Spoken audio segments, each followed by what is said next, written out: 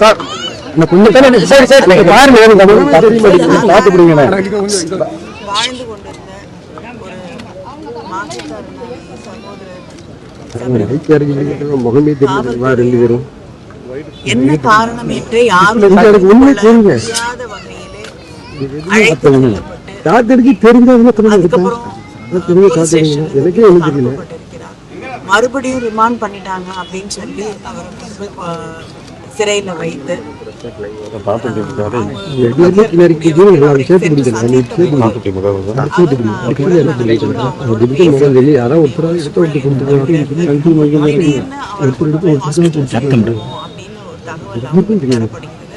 அப்பொழுது அவங்க போய் பார்க்கும்போது அவர் ஏற்கனவே இறந்து விட்டார் அப்படின்னு ஒரு நிலை அங்கே இருக்கிறது.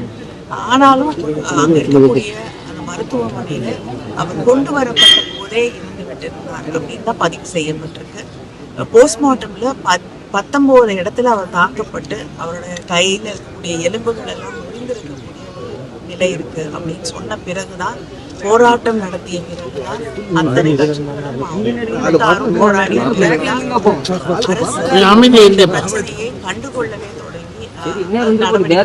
தொடங்கியது.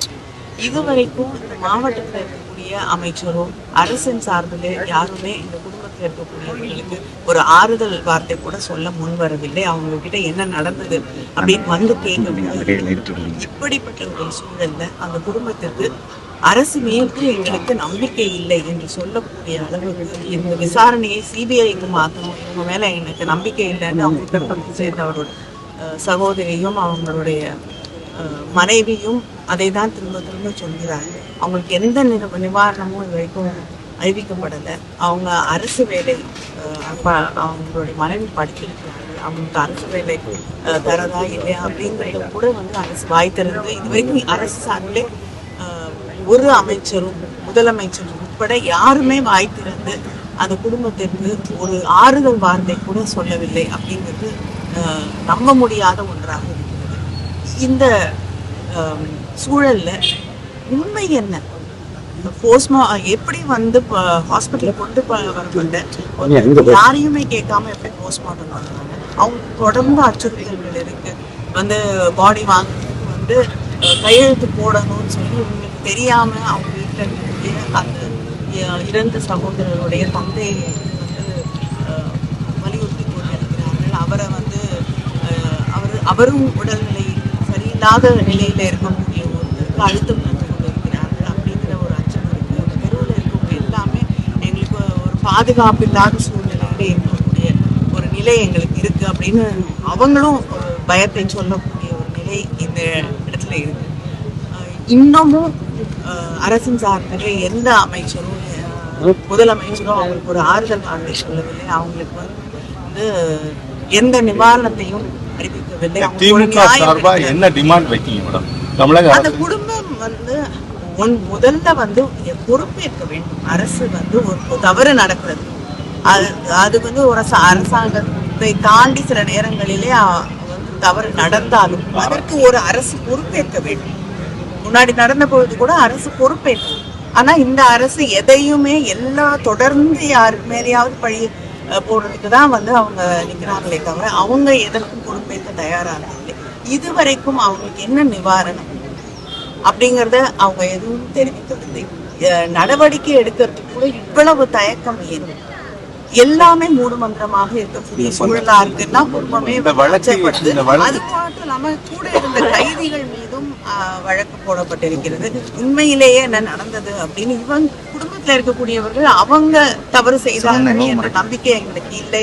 கைதிகள் மீது வழக்கு போட்டு திசை திருப்பதற்கு குடும்பத்துல இருக்கக்கூடியவர்கள் அதை உறுதியாக நம்புகிறார்கள். இந்த வழக்கை திசை திருப்பதற்காக சில பேரை காப்பாற்றுறதுக்காக தான் வந்து அந்த கைதிகள் மீது வழக்கு போடப்பட்டிருக்கிறது என்று உறுதியாக அவர்கள் நம்புகிறார்கள். இப்படி இத்தனை சிக்கல்கள், இத்தனை வந்து மறைக்கக்கூடிய சூழ்ச்சிகள் நிறைந்த ஒரு சூழல் தான் நம்ம இங்க பார்க்க முடியுது. ஏன் வந்து போஸ்ட்மார்ட்டம் வந்து எப்ப இறந்தார், போஸ்ட்மார்ட்டம் ரிப்போர்ட்ல டைம் ஆஃப் டெத் கூட வந்து அதுல போடலைன்னா அது என்ன மாதிரி ரிப்போர்ட் அதுன்னு தெரியாது.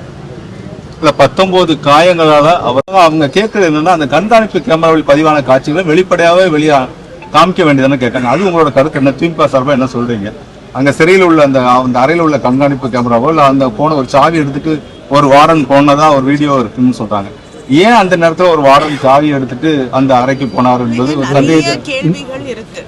அந்த அதனாலதான் குடும்பம் வந்து எங்களுக்கு இப்பொழுது நடந்து கொண்டிருக்கக்கூடிய விசாரணை மீது எங்களுக்கு நம்பிக்கை இல்லை, இதை சிபிஐக்கு மாற்றணும் அப்படிங்கிற கோரிக்கையை வைக்க தொடங்கி இருக்கிறார்கள். ஏன்னா எதுவுமே தெளிவில்லாமல் உண்மைக்கு புறம்பான ஒன்றாக தான் வந்து அரசு தரப்புல சொல்லக்கூடிய, காவல்துறை சொல்லக்கூடிய அத்தனை விஷயங்களும் நீங்க குறிப்பிட்டது போல அவங்களுக்கும் அதே கேள்விகள் இருக்கு. ஏன் வந்து எங்களுக்கு சிசிடிவில பதிவான அந்த என்ன நடந்தது அப்படிங்கிற அந்த நிகழ்வுகள் எங்களுக்கு காட்டப்படவில்லை. அது மட்டும் இல்லாம போஸ்ட்மார்ட்டம் நடக்கக்கூடிய அந்த நேரத்துல வீடியோ எடுத்திருப்பாங்க, அது ஏன் எங்களுக்கு கொடுக்கல அப்படின்னு அதையும் கேக்குறாங்க. போஸ்ட்மார்ட்டம் ரிப்போர்ட்டே தெளிவில்லாமல் இருக்கக்கூடிய ஒரு சூழல்ல நிச்சயமாக சந்தேகம். நீங்க யாரையும் காப்பாத்துறதுக்காக சொல்றீங்க, யாரை காப்பாத்துக்காக அப்படி கொடுக்கப்பட்டது? இல்ல, அது வந்து எனக்கு தெரியாது. நியாயமான விசாரணையின் வழியாக சிபிஐ விசாரணை கேட்கிறாங்க. மக்கள் பிரச்சனை இந்த அரசியல் மக்கள் பிரச்சனை செவி சாய்க்காமல் இந்த அரசு என்ன பண்ணிட்டு இருக்கு? அது நீங்க அவங்களதான் கேட்கணும். ஏன்னா இங்க அமைச்சர்கள் இருக்காங்க, இந்த மாவட்டத்திலயும் அமைச்சர்கள் இருக்காங்க, அவங்க என்ன பண்ணிட்டு இருக்காங்கன்னு. தமிழக காவல்துறை மீது உங்களுக்கு நம்பிக்கை இல்லைன்னு சொல்றீங்களா? சிபிஐ விசாரணை தமிழக காவல்துறை மீது நம்பிக்கை இல்லை. குடும்பத்திற்கு அவர்களுக்கு ஒரு விசாரணை மீது நம்பிக்கை இருக்கக்கூடிய விசாரணையாக அந்த விசாரணை இருக்க வேண்டும். அதன் வழியாக வரக்கூடிய முடிவுகள் அந்த குடும்பத்திற்கு நம்பிக்கையை பெற்றதாக, மக்களுடைய நம்பிக்கையை பெற்றதாக. என்னுடைய நிலைப்பாடு, என்னுடைய இயக்கத்தின் நிலைப்பாடு அப்படிங்கறத தாண்டி அவர்களுக்கு நியாயம் கிடைக்கக்கூடிய ஒன்றாக அது இருக்க வேண்டும் அப்படிங்கறத